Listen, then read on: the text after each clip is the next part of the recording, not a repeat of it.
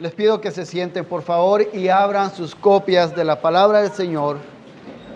En el Evangelio de Lucas, continuamos en el capítulo 12, solo que hoy estamos en los versículos del 22 al 34.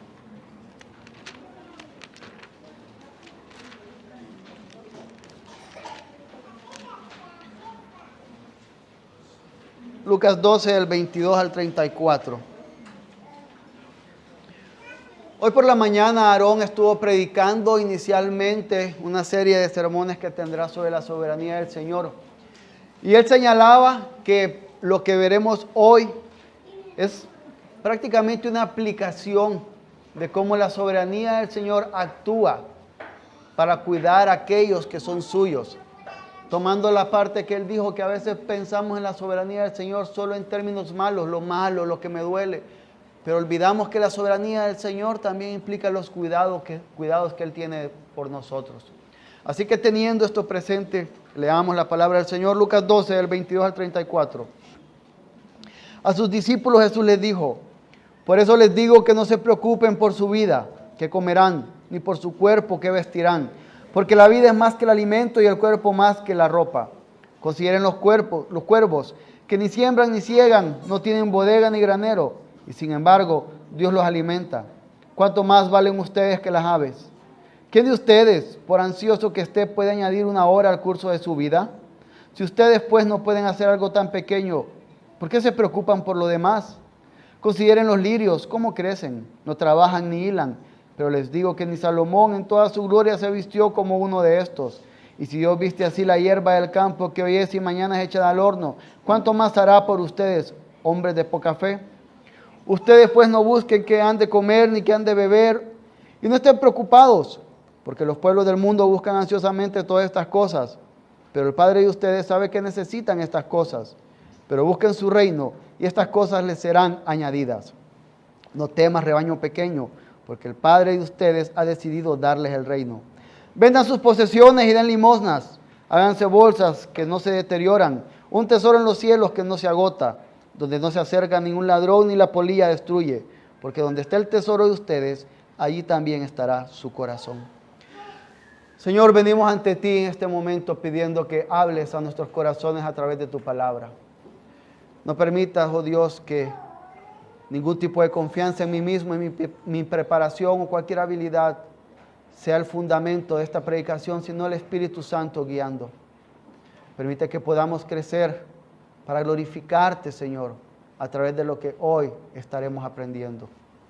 En el nombre de Jesús. Amén.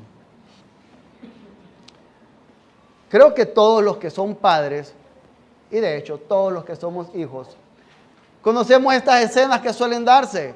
Un grito a medianoche, papi, mami, por algún terror nocturno, una pesadilla, o algún pensamiento, o un ruido, y los niños correr desesperados, o nosotros corriendo desesperados porque está el grito que a saber qué está sucediendo.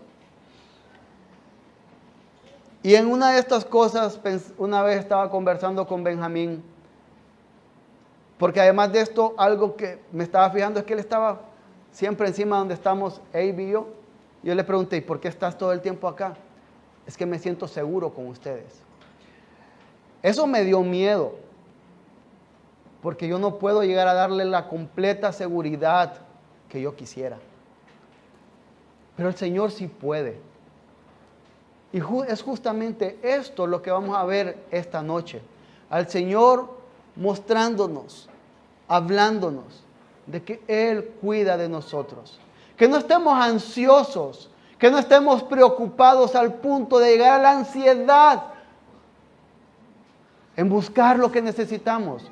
Porque si lo hacemos, somos igual que un pagano, que un incrédulo, que un ateo, que un no creyente. Y mi objetivo es que podamos verlo desde 3 puntos. El primero titulado Recordar, ver y confiar, en los primeros versículos del 22 al 28. Segundo punto, no seamos paganos, en los versículos del 29 al 31. Y el tercer punto, no temas, tenemos el reino, en los versículos del 32 al 34. Recordar, ver y confiar, no seamos paganos, no temas, tenemos el reino. Veamos el primer punto, recordar, ver y confiar. Yo creo que muchos de ustedes han visto, ya sea porque han ido a un concierto de una orquesta o por televisión, pero han visto a estos que están guiando la orquesta y que están con su vara y como que están diciendo, imagino yo, los que saben de música sabrán, pero que están diciendo, ahora sigue, seguid vos, es tu turno. Y lo que estamos viendo en el capítulo 2 es prácticamente a Jesús haciendo de director de orquesta, porque está hablando y está interactuando con una multitud, con una persona, con sus discípulos, con una multitud, y está hablando con uno u otro, dirigiendo palabras a uno y otro. Y en estos versículos que tenemos hoy, iniciando en el 22, vemos a Jesús que guía a la orquesta y dice a sus discípulos. Entonces quiero ser enfático con esto. Lo que vamos a estar viendo hoy es algo que el Señor dijo a sus discípulos. Y es algo que dice hoy a nosotros los creyentes también. Y es algo que aquel que no ha creído en Cristo debe estar meditando y escuchando atentamente. Después de que Jesús ha estado platicando con este hombre que se levanta en su avaricia, porque quiere tener más de lo que merece o de lo que las leyes le daban. Y Jesús señalando que la vida es más que las posesiones y que hay que hacer tesoros en el cielo. Entonces, en ese momento Jesús dice a sus discípulos, por eso les digo. Y esto suena como cuando a mis hijos constantemente les digo, los que conocen mi casa saben que es de 2 pisos, y juegan en las gradas. No jueguen en las gradas, y cuando acuerdo, ¡bum!, cayó uno allá llorando. Por eso les digo que no jueguen en las gradas.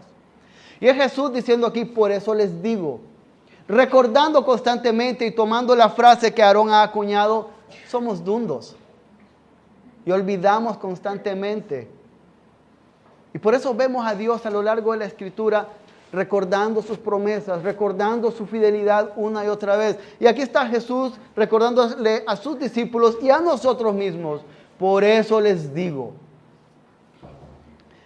Por eso les digo que no se preocupen por qué han de comer, ni por su cuerpo, ni qué vestirán. Esta sociedad, si lo pensamos hace 2000 años, era una sociedad donde la mayor preocupación era vestirse y comer. Entonces alguien podrá decir, sí, pero es que hoy, además de eso, yo necesito una computadora para trabajar, yo necesito internet, yo necesito un auto, y empezamos a hablar, yo necesito, y el Señor aquí solo está diciendo de comida y de vestido. Entendamos que la palabra del Señor nos da principios, que debemos expandirlos y ver hacia dónde apuntan. Y a lo que está apuntando este principio es, aunque habla de comida y de vestuario, está diciendo, no se preocupen por nada de lo que necesitan.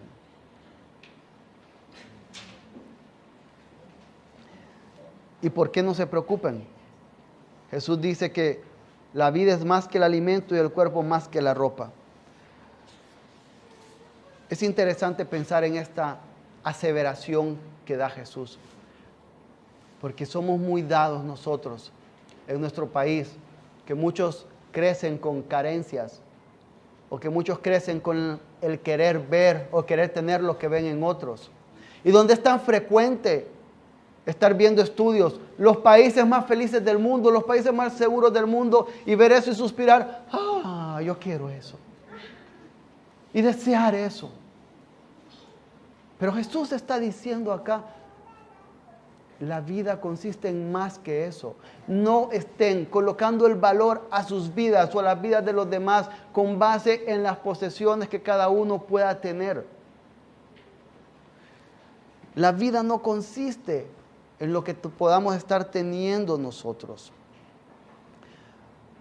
No consiste en el tamaño de nuestra casa. No consiste en los juguetes que los niños puedan tener en sus casas, o en los juegos, la cantidad de juegos de video que tengan. No consiste en la cantidad de dinero que tengamos en nuestra cuenta bancaria, la cantidad de carros o el estado de estos carros. Les decía el viernes que hablábamos en la preparación de la predicación, que algo que con lo que lucha mi corazón constantemente es, a veces cuando viajamos con alguien y rentamos un carro y pasar por agujeros y recordar que mi carro, cómo suenan esos agujeros y este otro carro también, suavecito. Pero la vida no consiste en lo que podamos tener. Nuestro valor no está ahí. Y entonces, ¿a dónde está nuestro valor? Recordemos Isaías 53:5 que dice que el precio de nuestra paz cayó sobre Cristo. Recordemos Efesios 1:7 que dice que somos redimidos por la sangre de Cristo. La vida no consiste, nuestro valor no consiste en las posesiones que podamos tener, consiste en el valor que Dios nos da, y ese valor es la sangre de Cristo para su gloria, no para nuestra jactancia, no para nuestro orgullo. Y entonces, tratando de expandir un poco más para que lo entendamos, Jesús da 3 ejemplos, y el primero de ellos son los cuervos. Lo interesante de Jesús mencionando a los cuervos es que si ustedes leen Levítico 11 y Deuteronomio 14, se van a dar cuenta que los cuervos eran animales inmundos. Estaba prohibido que el pueblo judío comiera de los cuervos. Y Jesús está utilizando estos animales inmundos. Es como que nosotros hoy querramos dar un ejemplo acerca de cómo hacer bien las cosas. Y en lugar de tomar a la gran empresa cómo está haciendo algo, tomemos un grupo delictivo, o un grupo marginado, o un grupo que no queremos. Alguien que menos esperaríamos que sea el ejemplo. Jesús está tomándolo ahí. Y Jesús está diciendo, si a estos que ustedes no se atreverían a alimentarse de ellos, o no deberían alimentarse, yo los sostengo. Miren, ellos no siembran, ellos no recogen, no van a cosechar. No tienen bodegas donde almacenar. Y con todo eso yo los cuido. Ustedes valen más que ellos. Así que cada vez que veamos por nuestra ventana a un ave parada en el alambrado comiendo algo, o un ave llegando a comer algo al suelo, glorifiquemos al Señor, que está siendo fiel con esa ave, y significa que será fiel también con nosotros, que valemos más que esas aves. Luego llegamos a los versículos 25 y 26. Y aquí quiero detenerme un poco. En algunas Biblias, como la Reina Valera 60, las que estén usándolas, van a ver que dice acerca de añadir un codo a su estatura. Y en la versión que yo acabo de leer, habla acerca de añadir tiempo a la vida. Sucede que las palabras originales que utilizan para tiempo o estatura suenan similares, y también la palabra que es codo, que es una palabra de medida, de longitud, también podría utilizarse para tiempo. Entonces cualquiera de las dos traducciones son válidas y depende de cómo se considere que se adecúa mejor al contexto. Y estas traducciones utilizan tiempo pensando de dónde venimos, de aquel hombre rico de la parábola que dijo que iba a hacer grandes bodegas y que iba a descansar y vivir plenamente, y que Dios le dice: esta noche morirás, no tenés más tiempo. Entonces, entendiendo eso, y Jesús remarcando esta parte, entonces por eso estas traducciones actuales están tomando este punto. Pero miren, yo les puedo asegurar algo. Así como aquí dice que no podemos añadir tiempo a nuestras vidas, por experiencia propia les puedo decir que no podemos añadir ninguna pulgada a nuestra estatura. Lo intenté todo y no se pudo. Así que las dos aplican, créanme. Lo que me llama la atención en esta parte, que ya sea que estemos pensando en añadir estatura o añadir tiempo, Jesús después dice: si ustedes pues no pueden hacer algo tan pequeño. Creo que todos estamos de acuerdo que añadir tiempo o añadir estatura no es algo pequeño, no es algo fácil. Y Jesús, el creador del espacio y tiempo, dice Es que eso es pequeño. ¿Eso no nos hace pensar en la grandeza de nuestro Dios, acaso? ¿Eso no nos hace pensar que Él está diciendo, añadir tiempo es algo pequeño, es algo fácil, es algo sencillo? Y eso nos hace saber que estamos parados en la roca que no se mueve, en una roca firme, en una torre fuerte, inconmovible. Y pensar en esto debe hacernos sentir seguridad. Nuestro Cristo es poderoso. Nuestro Cristo es poderoso. Esto es pequeño para Él. Recordemos eso en cada momento. Entonces, ¿por qué preocuparnos? Y todavía utiliza otro ejemplo. Habla de las flores. A lo que se refiere aquí, estos lirios, se refiere a flores silvestres. No se está refiriendo a los jardines que algunos de ustedes tienen en su casa, que están podando, que están abonando, que están asegurándose que tenga la inclinación correcta del sol para que la flor sea de esta forma. Está hablando de flores silvestres, de las que ustedes pueden ir a un monte y encontrar ahí en la montaña, y que crecen solas.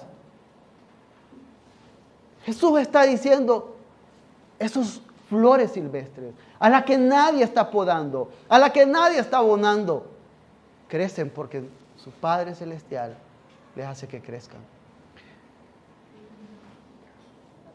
Y dice, crecen tan hermosas que ni Salomón en su mejor época se vistió como ellas. Yo solo pienso en esto cuando veo un joven ahora cómo corre y digo, wow, ni cuando yo tenía su edad corría tanto. Entonces es lo que está diciendo así ahí. Ni cuando Salomón estuvo en su mejor época se vestía como ellos.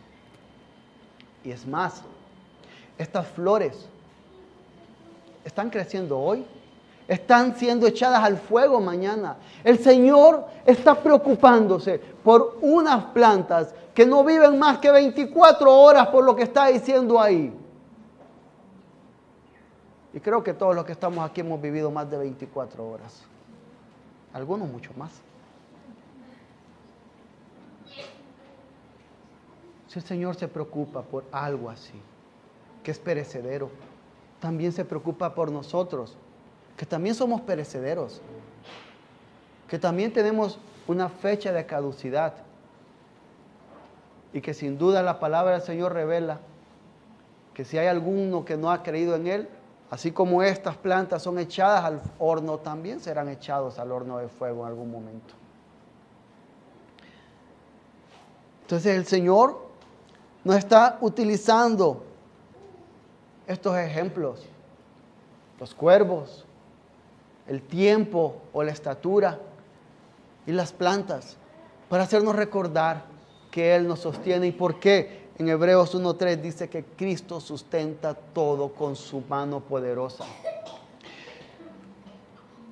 Lo interesante de esto, cuando nosotros lo leemos, es que cuando decimos el Señor sustenta todo, queremos quitarnos a nosotros de ese todo. A veces queremos decir, el Señor sustenta las aves, el Señor sustenta todo. Hasta le decimos, el Señor te sustenta. Pero a veces no lo creemos para nosotros. A veces no creemos que el Señor nos está sustentando a nosotros también. Pero cuando dice que el Señor sustenta la creación por completo, ahí estamos nosotros incluidos. Y Él nos sostiene a cada uno de nosotros.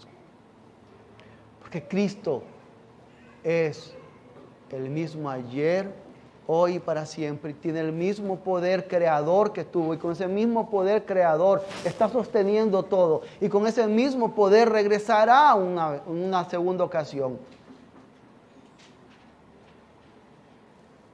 Así que, niños, ustedes algún día se van a despertar a medianoche y por un viaje u otro motivo sus papás no van a estar ahí cuando ustedes griten que estén porque tuvieron alguna pesadilla. Pero Cristo está ahí. Cristo está ahí. Algunos de ustedes que dependen de sus padres, jóvenes que están haciendo planes para el futuro de su vida. Cristo está sustentándolos, aunque sus padres se queden sin trabajo.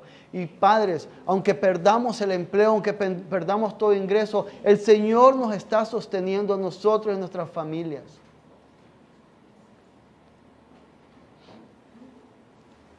Y nos sostiene de distintas formas. Varios de acá, y es fácil notarlo para los que estamos aquí, podemos ver que algunos de ustedes no nacieron en este país, y sus familias están lejos. Y a veces pueden creerse solos, pero el Señor los está sustentando incluso en un país extranjero. Y una muestra de eso es haberlos colocado dentro de la familia de la fe.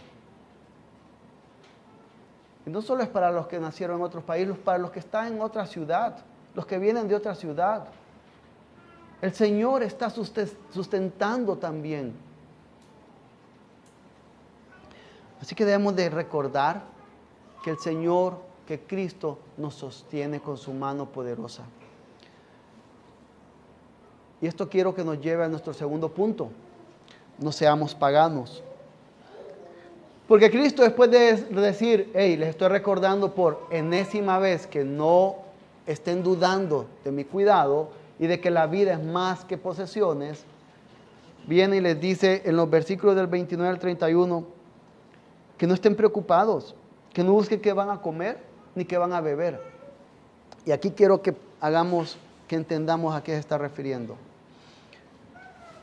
La palabra que dice para no preocuparse es algo que en el original, en los idiomas originales, se utilizaba para un barco cuando iba en alta mar, y que de pronto golpeaban los vientos fuertes y las lluvias y lo sacaban de curso. Incluso podía llegar a naufragar.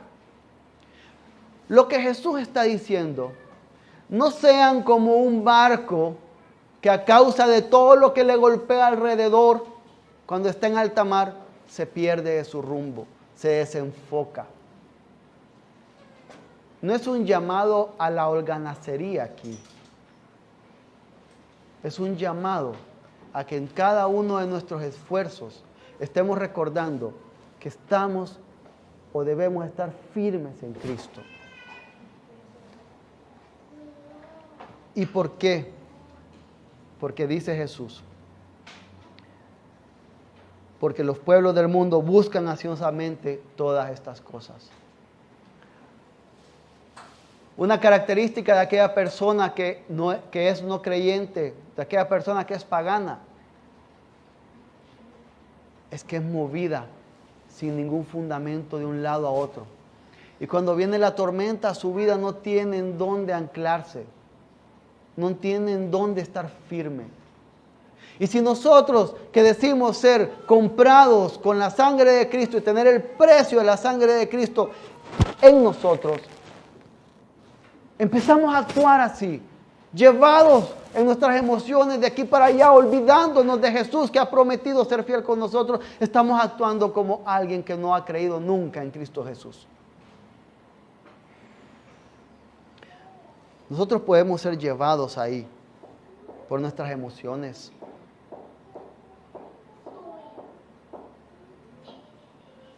Por los exámenes médicos que salen con los resultados que no queremos.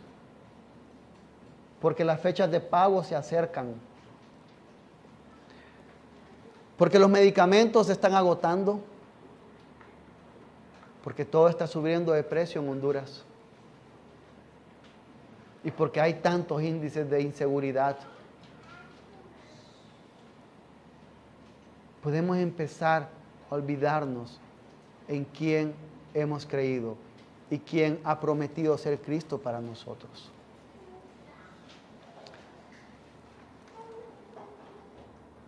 Yo conozco a una persona que es un joven, está involucrado en distintos negocios, tiene distintos negocios. Pero es difícil muchas veces tener una conversación con él, porque es tan ansioso que está queriendo tener, o tiene poco tiempo, o está tan cansado que uno está hablando con él y se queda dormido mientras estamos hablando. Pero es increíble pensar que muchas veces nosotros como creyentes podemos estar ahí mismo. ¿Cuántos de ustedes no han perdido el sueño en la noche por estar pensando en cosas que no han sucedido? Por estar viendo todas las posibilidades que pueden darse en el tablero.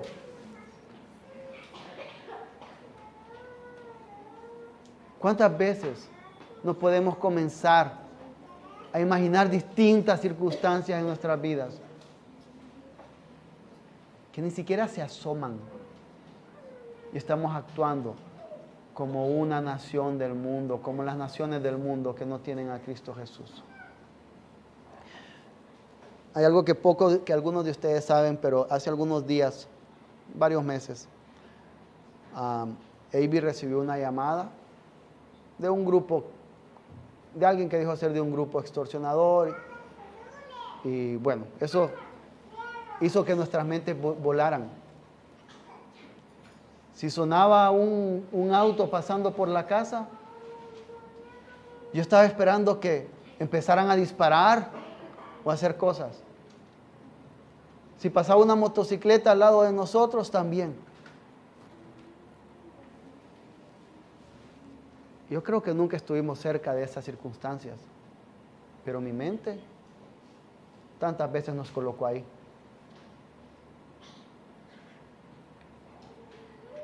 Y eso mostró a mi corazón en dónde estaba firme o dónde no estaba firme. Muchos de ustedes están pasando por circunstancias similares, o peores, o de distintas matiz, pero también está mostrando la ansiedad que puede haber en sus corazones y la falta de confianza en aquel que ha prometido sostenerles.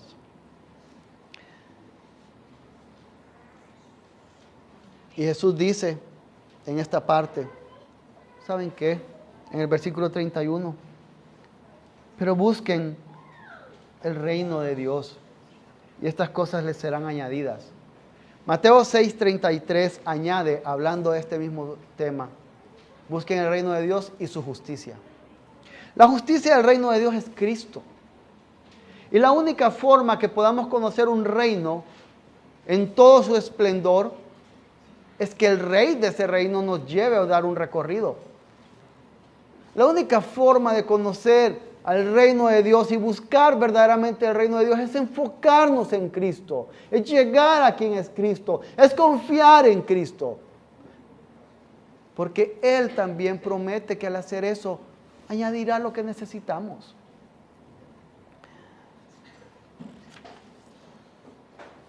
Pero buscar el reino de Dios también significa estar en el reino de Dios. Y ser parte de la iglesia local es estar en el reino de Dios. Muchas veces no entendemos eso. Y lo único que voy a decir de este punto es que voy a citar al pastor Terry Johnson en algo que me mandó Aarón durante la semana, que él escribió, y se los leo. Mi observación constante a lo largo de 30 años de ministerio pastoral es que los que se lanzan a la vida de la iglesia, asistiendo a los servicios, deseosos de servir, deseando participar, hambrientos de comunión, son recibidos calurosamente por los miembros actuales e inmediatamente empiezan a prosperar. Rápidamente establecen amistades profundas y duraderas. Al mismo tiempo, los que no participan o participan poco, los que están distantes y alejados del corazón vital del ministerio de la iglesia, nunca encajan. Crecen descontentos, no consiguen relacionarse con los demás, pueden percibir deficiencias en la estructura de nuestra vida eclesial, pueden observar desde la orilla lo que nos falta, ofreciendo sugerencias para mejorarlo. Incluso pueden llegar a la conclusión de que no hay suficiente amor en la iglesia, o cariño o compañerismo, sin comprender en absoluto la ironía de este contexto autoimpuesto de aislamiento y descontento. Ser parte de la iglesia es también ser parte del reino de Dios. Entonces, ¿somos paganos? ¿Estamos en medio de las circunstancias confiando, en lugar de confiar en Cristo, confiando en nuestras buenas habilidades? confiando en nuestro carisma, en nuestra inteligencia, en nuestros conectes, en nuestros contactos con otras personas, en nuestros amigos. Niños, ustedes deben ver a sus padres como los medios que el Señor ha dado para que puedan prosperar en la vida. Pero, ¿están confiando más en sus padres que en Cristo? ¿Es Cristo más valioso, más bello para ustedes que sus padres? Padres, ¿estamos nosotros mismos llevando a nuestros hijos a que pongan su mirada o a que se establezcan firmes sobre nosotros en lugar de que se establezcan firmes en Cristo? ¿Actuamos como creyentes, que es lo que somos, o actuamos como paganos? Esto me lleva al tercer punto de hoy. En los versículos 32 al 34 dice: no temas, rebaño pequeño. Esta frase, rebaño pequeño, lo podemos ver marcado en distintas partes del Antiguo Testamento, incluso del Nuevo. Y siempre es utilizado para marcar al que es pueblo de Dios, mi rebaño, mis ovejas. Y Jesús está diciéndole aquí a sus discípulos, por consiguiente nos dice a nosotros que somos un rebaño pequeño a quien el Padre ha decidido darles el reino. Quiero que me acompañen a 1 Juan 3:1.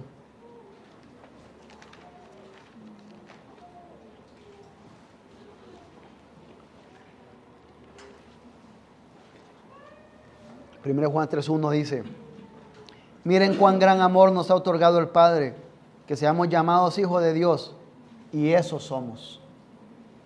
El Señor está afirmando que en Cristo somos hijos de Dios.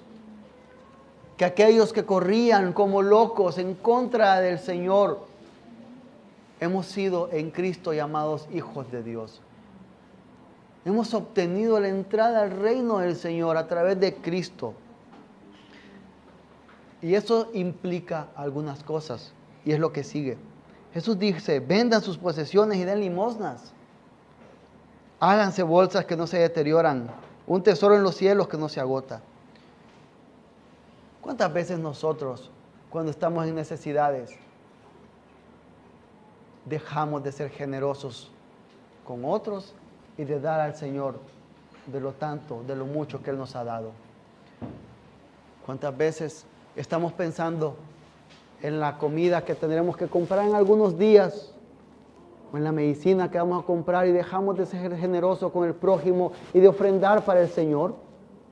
Y lo guardamos porque no estamos anclados en Cristo, no estamos creyendo a aquel que ha dicho que cuida de nosotros.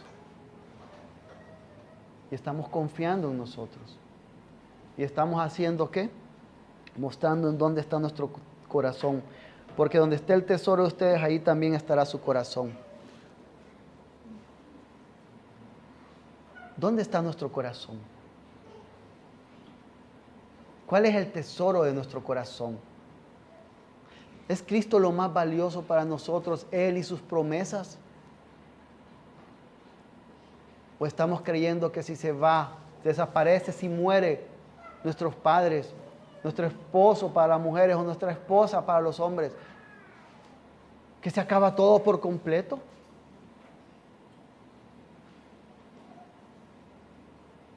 ¿Que se detiene el mundo y que Cristo ya no es suficiente? Estamos creyendo que si nuestros hijos nunca se salvan, nunca conocen al Señor y mueren en sus pecados, entonces que debemos de dejar de confiar en el Señor. ¿Estamos condicionando al Señor a nuestros deseos? ¿Quién es el tesoro? ¿Dónde está el tesoro de nuestro corazón?